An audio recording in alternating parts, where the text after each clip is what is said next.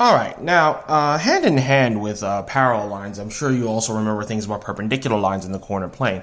And another thing that you may recall here is that perpendicular lines have the property that their slopes are negative reciprocals of each other, i.e. their slopes have a product of -1. And, if you have not seen the proof for the parallel line case, it's almost certain you haven't seen the proof for the perpendicular line case here. So that's why I want to try to rectify that. So again, much like before, note it's an if and only if bit here, right? Two lines are perpendicular if and only if their products have a slope of -1. Their slopes are negative reciprocals of each other. Now, if you recall from the previous video I mentioned, we mentioned something about corner cases. So note that this here, there is a bit of a corner case here, right?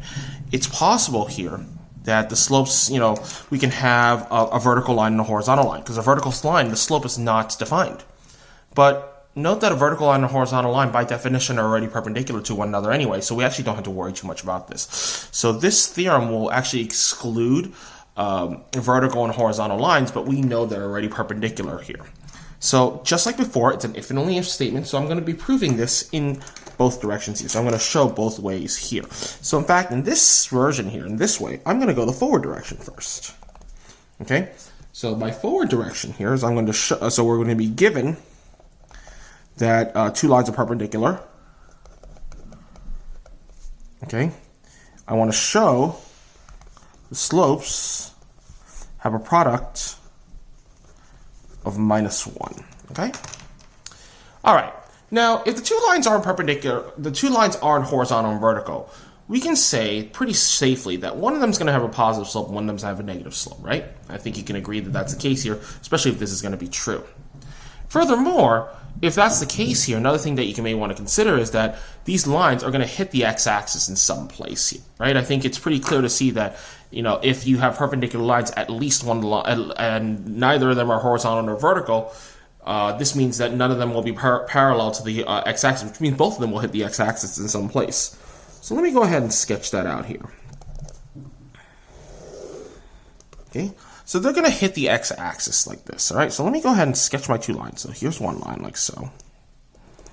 And another line that looks something like this. Okay? So here are my two lines like this here. I'm going to call the lines here, I'm going to call this line here L, I'm going to call this line here K.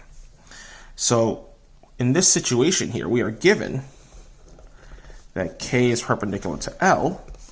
I have to show that the slope of K times the slope of L is -1. All right. Now, the reason that I set this up like this here is because we can see there are a bunch of actually intersection points here. So I'm going to label some points like this. Let me call this point here A. Let me call this point here B. So line L hits the x-intercept of line L is going to I'll call it A, and the x-intercept of line K, I'm going to call that B. The lines are going to intersect at a point up here called C. Okay? Now, because K is perpendicular to L, that means they intersect at right angles. That means the angle at C is going to be a right angle here, so I can go ahead and sketch that in. So I know C is a right angle. Okay. Now, note again, if I want to show that if I want to show the slopes here, if I want to show that, again, I need a rise and a run. So I'm going to need to do that here. Note that there's a C like this, so I'm going to go ahead and sketch a vertical line like this here, right? A perpendicular like this down here. I'll call that perpendicular D. Now, wait a minute. If you look at triangle ABC here, clearly it's a right triangle because you have that right angle up there. But CD is a perpendicular line to AB, so this should be very familiar to you, right? So I'm going to let you think about that for a bit while we set this up. The slope of line K here, right? Now note that the slope of line K is actually going downward here. So the slope, the rise, is CD, right? But because we're going down, it's actually going to be a negative CD because CD is a positive value. It's a distance here, so we're going to do the negative of that, and the run is dB. Okay, so negative CD over dB. The slope of line L, now this is going positive, it's going right up and to the right. So the slope in this situation here is going to be rise over run, which is CD over AD. Now, that's a little weird. I don't know what to do with this. We're not exactly sure what to do with this here because there's nothing about this that cancels. However, if we look at the triangle here, we see how this is set up. We see again, before we had that right triangle here, with the right angle up there and the vertical and the altitude like this.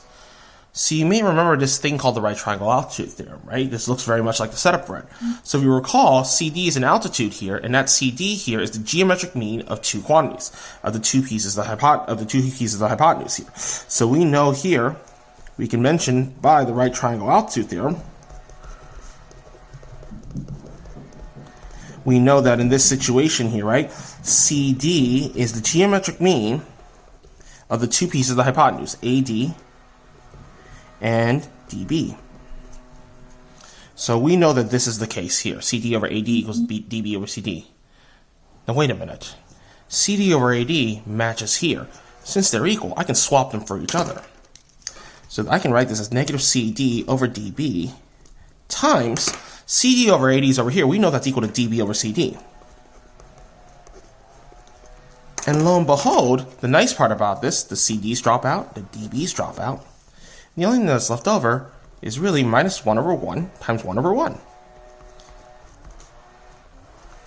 So therefore, we can see here that if two lines are perpendicular, the slopes have to have a product of minus 1. Okay? Now, we can also try the backwards case here. We can actually try to see what would happen if we went backwards here. So again, it's the same idea.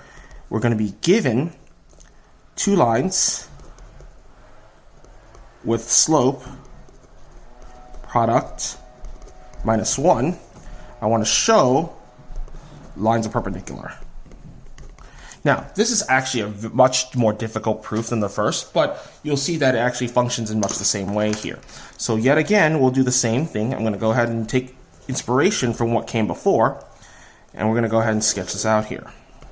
Here's X, here's Y, and again, we'll go ahead and sketch our two lines.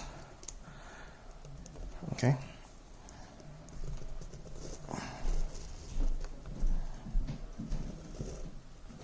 So we get a picture again that looks something like this here. Here's L, here's K. So again, we're going to do point C here. Here's A, here's B. Okay. And now in this situation, we're going to be given the fact that the slope of line L times the slope of line K is negative 1. I want to show that, here's K, that K is perpendicular to L. Okay? Now, in much the same way, we're going to do the same thing here. We're going to go ahead and set this up here. Just like before, we're going to drop a perpendicular. We'll drop a perpendicular from C. Now, note that the biggest difference here is that we don't know that the lines are perpendicular yet. So I'm going to drop a perpendicular like this here. We'll do that. We can do this here. Okay? So here's our setup.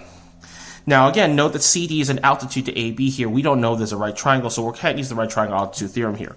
However, we can now go ahead and redefine this in much the same way, right? We know that in this situation, all we did is just do the same thing. So I can write CD over AD, right? The slope of line L is CD over AD. The slope of line K here is, again, minus CD over DB here, okay? And we know that this is negative 1. All right, so now we're going to do a little bit of manipulation here.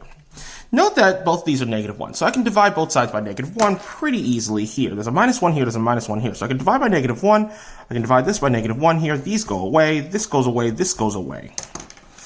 And this gets us the fact that CD over AD times CD over DB equals 1. Now, if you have two numbers that have a product of 1, that means one is the reciprocal of the other, assuming you're not dealing with any sort of weird other things here. So this means I can rewrite this as CD over AD equals DB over CD here. So this is going to be an important piece of information. We have CD over AD equals DB over CD here. So if I mark it up, we have this piece here over AD